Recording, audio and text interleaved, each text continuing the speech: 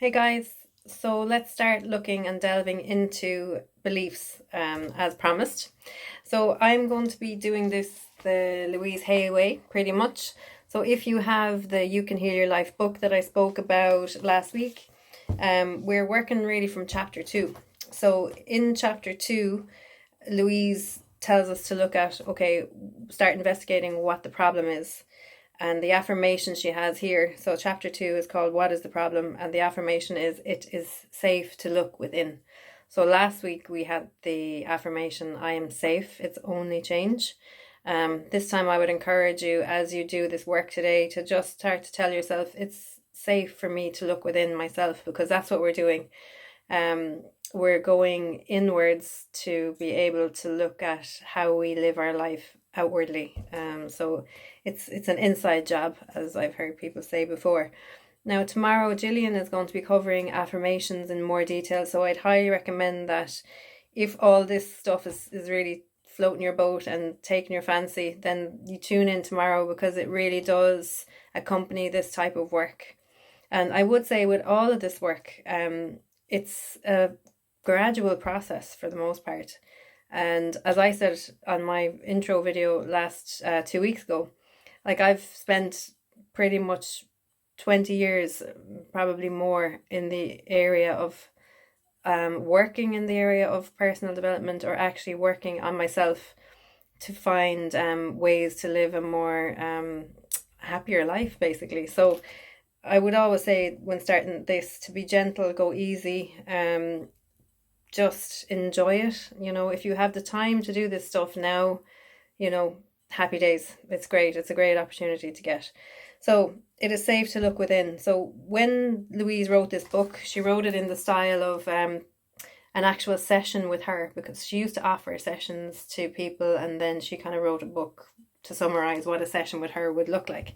So in this chapter, she starts talking to people about, okay, what's the problem? And she categorizes 4 areas where there was always, the problem always fell into one of these 4. So it was either the body doesn't work, so there was some physical ailment, relationships don't work, so family, intimate, otherwise, finances, and then my life in general doesn't work. So talent, I procrastinate, I'm a doormat, whatever it is. So she said basically she heard all of this, and she would ask people some basic questions. So then she would listen to how they talk about themselves, and the words that they use to describe their experience. And she would begin to see that people were either completely out of touch with what was actually going on, or they were lying to her. But she said either way it gave her a good basis to start. So we're starting now to uncover the bottom big chunk of the iceberg. So we're kind of going inward a little bit now. And this is a nice easy exercise. So I'd ask you to get a pen and paper. And I'm going to ask you to write down a few things that you feel or think sometimes that you should probably do. You should do more or less. So, for example, for me, one of my shoulds is that I should really get up earlier in the morning so that I can do my morning routine before the day starts, and before people need me, and before I need to do other things. So that's a should of mine. So, if you have a pen and paper, just write that down. So what's your first should? So it could be anything simple, like I should drink 2 liters of water every day. With this break from work, I should probably get out more. I should start running again. So any shoulds you have, just scribble them down on a piece of paper. And as I said, they don't need to be anything groundbreaking. They could be as small as, I should cut down on the spoons of sugar I put in my coffee. Anything at all. So what I'd like you to do now is to, if you have someone there with you that you're working on with this, great. If not, you can do this on your own. So with each should, ask yourself why and write down the answer. So for example, with my example, it's I should get up earlier, and so I can do my exercises before the day really kicks off. Okay. So if I was to say, okay, well, why should you? And for me, it's like, well, I'd really rather be more organized, and I'd rather not have my morning routine trailing all the way into my day and taking up half my day. I'd rather be more disciplined, and I'd rather use the time better and more wisely.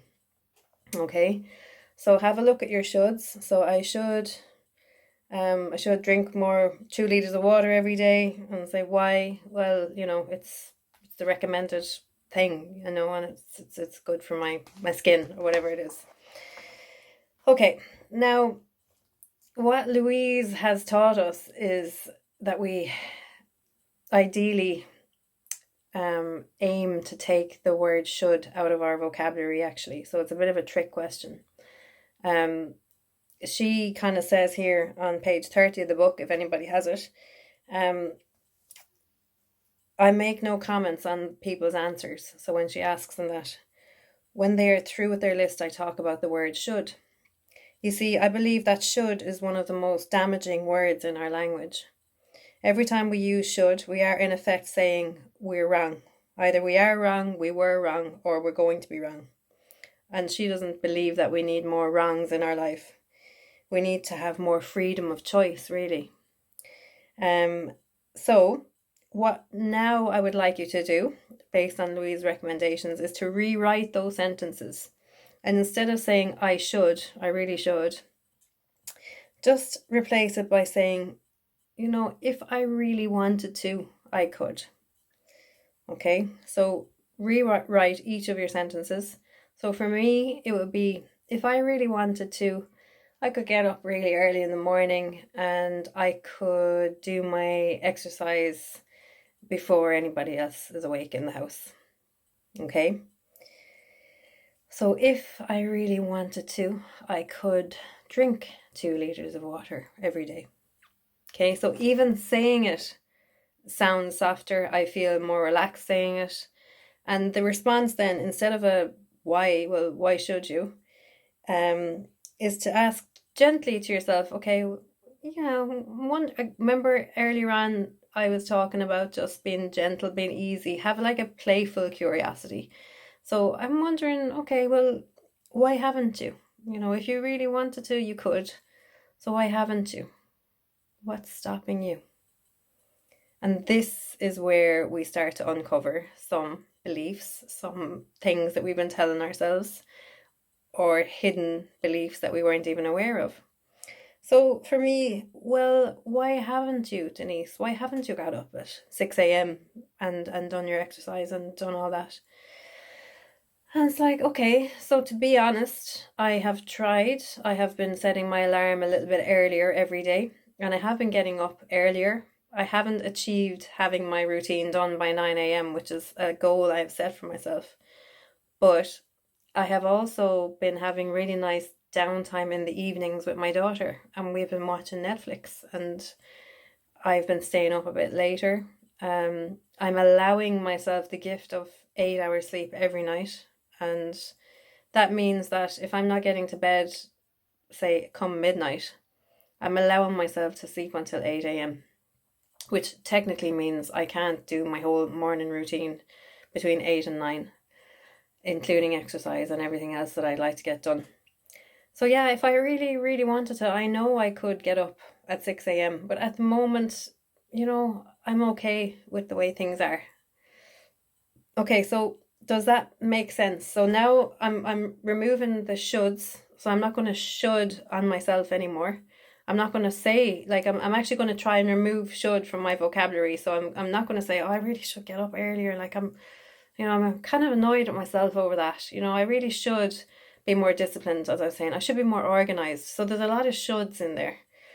So instead of that, what I've now done is I've gone, if I really wanted to, I could actually get up at 6 a.m. and I could have all this done by 9, be ready to take on the day at that stage. So yeah, but I know why I haven't though. I've allowed myself great night's sleep every night. I'm having, some nights where I'm up a little bit later than what I would need to be if I was getting up at 6 a.m., let's face it. So instead of being sleep deprived, I'm allowing myself my 8 hours. I'm spending quality time with my daughter in the evenings, and I'm allowing myself to, have until whatever it is, 10, 11 a.m. to have my routine done, because my work schedule is quite different now than the standard working day. So you see, then you kind of go, oh, okay, so I can now take that should out of my vocabulary and start to look at, okay, well, this is the reason why I'm not doing that. So there's some, there might be some belief. When I look at this in more detail, there's some little belief in there somewhere that's telling me you should be more organized, you should be more disciplined. So where is that coming from? And is that helpful? And in this situation, no, it's not actually. So if I'm being true to myself and my values, going back to my values, and my values are around self-love, spirituality, family. So all my values are being nurtured there, Yeah, okay, I have a value of being, having achievements in life and being, successful. But does that mean I am forceful with myself and that I push myself to a place where I'm actually sleep deprived and overtired just to have a tick against an objective of mine? For me now, no, it doesn't mean that. So for you, it might be worth looking at, some of those beliefs. So I really should. So what is that telling you about yourself? What is that uncovering about you? Why are you telling yourself that? And again, gently, just with, as I would say, a playful curiosity, even say to yourself, I'm curious. You talk to yourself. I know it sounds a bit strange. We've been saying this to ourselves for a long time, you and I've been saying this for a long time, that I'd love to be up at 6 a.m. and I'd love to get all that done. So I do need to kind of challenge myself and go, well, why do you think that? What is it behind that? Well, I think I should be more organized. Okay, why do you think that you should be more organized? Well, probably like society. Like I know we've a lot of stuff now on social media, for example, that's great. But we've been bombarded as well. And this is why, going back to values, it's really important that I know what my values are, so that I'm not kind of, deviating, and I'm not being led by, all the different messages that are out there. So if I'm fairly solid and I know my values and I have my own sense of self, I'll know, okay, yeah, yeah, I'm going to drop that actually. I'm not going to tell myself or anybody else. I'm not going to talk about myself like that. I'm not going to say, yeah, I should really be doing more of this or more of that. Know within yourself, actually, if you really wanted to do that, you could. And maybe you don't really want to do that, and that's okay. So this starts to just ease away some of those maybe more rigid self-beliefs that we haven't even really questioned. So there's two parts to that exercise. I should. So write down your shoulds and then question, okay, well, why? Why should you? And then there's the more gentle and healthier way of doing it. And it's turning it around and saying, if I really wanted to, I could. And then with a curiosity and respect for yourself to say, yeah, if you really wanted to, you could. So let's maybe look at, why haven't we done that? What's preventing us from doing that? And it could be a really valid reason where actually one of your values comes to the fore and you realize, yeah, like I would have been pushing myself way too hard, and I don't, where's the value in that? If I don't push myself, and I found that I had a belief around that myself. I was very hard on myself at different times in my life.